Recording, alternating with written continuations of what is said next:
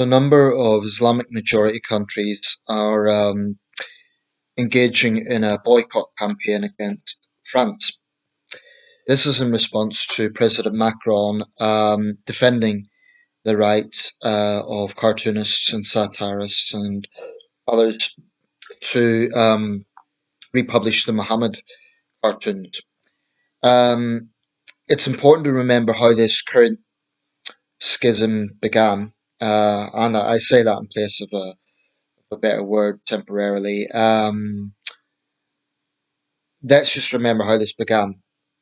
The savage, brutal, inhuman decapitation of a man doing his job in a small town in France.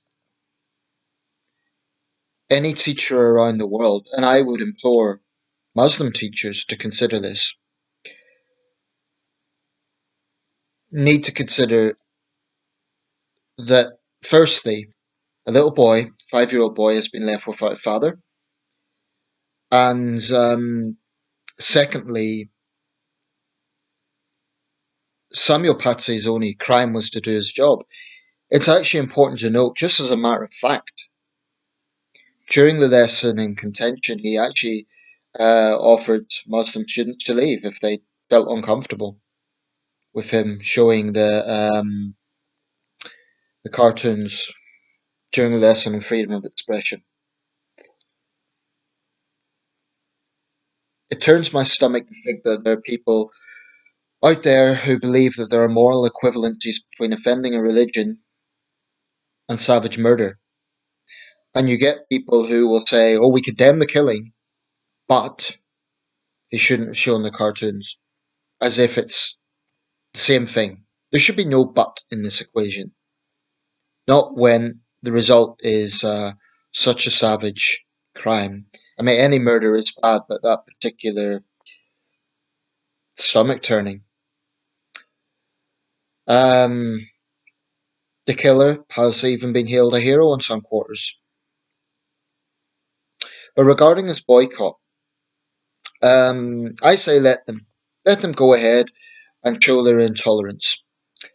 Um, President Macron is absolutely right to support freedom of expression. It's absolutely core to French ideals and always has been.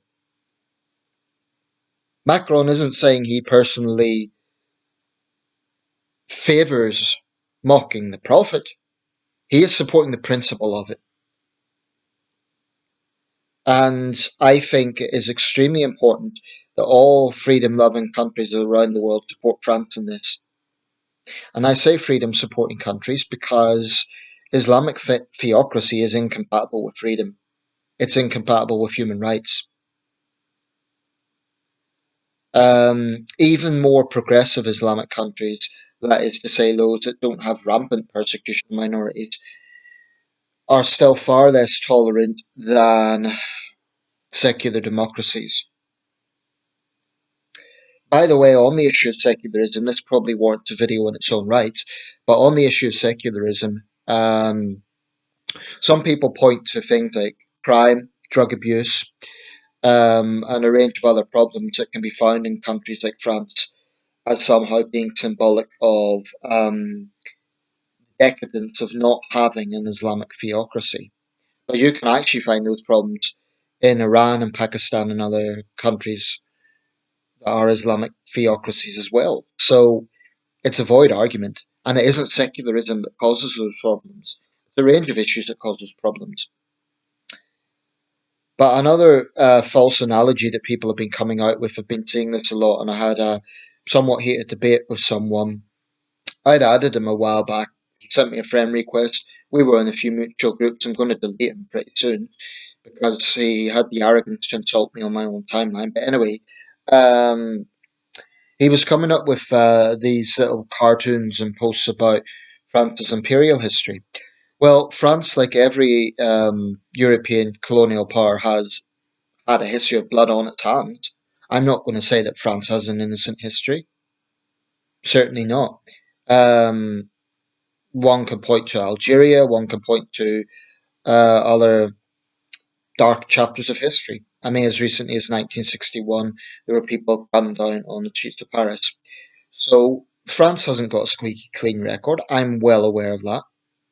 But that's got no bearing on this particular case of a teacher being beheaded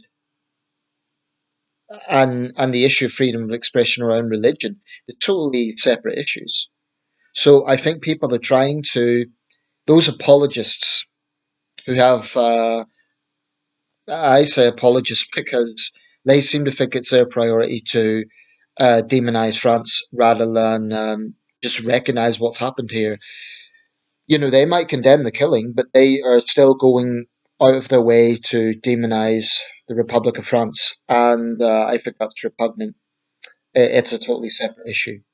They can talk about colonialism, but that shouldn't come into the conversation about this. They're two separate issues. Let's be clear here. This Chechen national wasn't motivated by colonialism, opposition to colonialism. He was motivated by by Islamic extremism, by intolerance to the idea that the Prophet Muhammad could be questioned. And about that, since it comes into this issue, Muhammad was a very important historical figure. I recognize that, one of the most important people in history. He is revered by millions of Muslims, but he was a historic figure. Now, it is legitimate to question the biography of important historic figures. Jesus Christ, who is also respected within Islam as a prophet, although they have a different view on his, the Trinity and so on. But Jesus as a figure is ridiculed all the time. You can find plenty of cartoons about Jesus. Now, I'm not saying I necessarily support those, but there is a different response. I'm sorry, but there is. You do not see the same level of outrage and violence when Christianity is mocked. You just don't. Okay, you might get some conservative Christians don't like it. They might even protest it. But you do not get, generally speaking, people getting beheaded over insults to Christianity or Jesus as a figure. You just don't. So Islam has a problem with violence. It really, really does. And it's all very well saying not all Muslims are terrorists, not all Muslims are violent, etc. Of course they're not.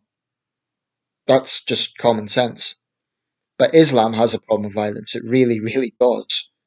And I find it preposterous that you can have an incident like this and then people will say, we demand that Islam is respected.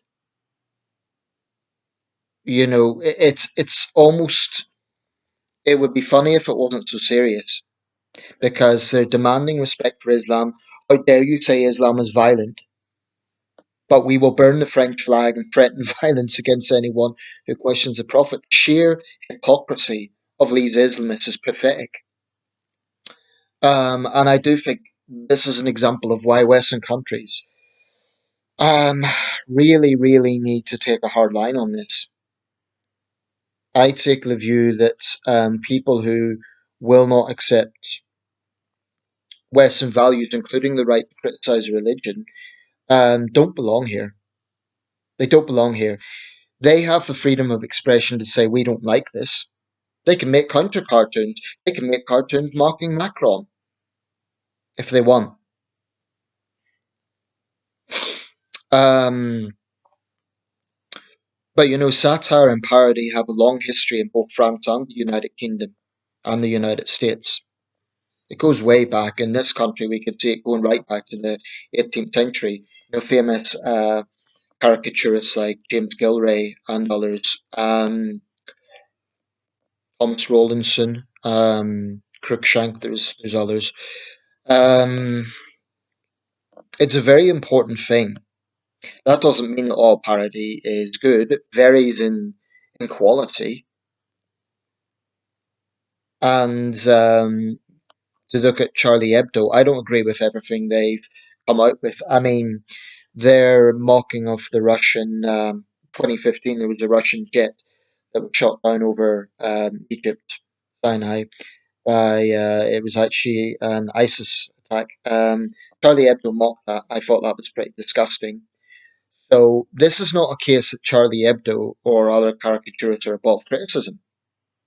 It's a case of understanding that in France, freedom of expression includes the right to ridicule and mock religion.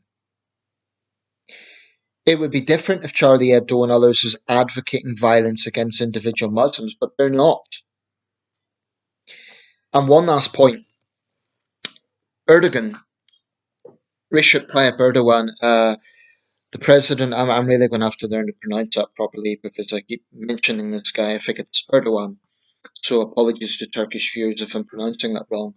No apologies to him. I have no respect for him. But anyway, typically he's rabble rousing. He's really, really pushing this thing. Erdogan is a thug. He's a nationalist thug who has stoked up his supporters in Rotterdam and Hamburg and Washington DC. Um, and the hypocrisy of these Islamists is pathetic because whilst they're demonizing France and stirring up hatred against President Macron, and I hope he puts his security up because his own life may be threatened. They're turning a blind eye to what China is doing. The probably over 1 million Uyghurs who are held in concentration camps. Um, so the hypocrisy is staggering. I give President Macron credit because, along with Donald Trump, he is one of the few Western leaders who really has vocally spoken out against Islamism.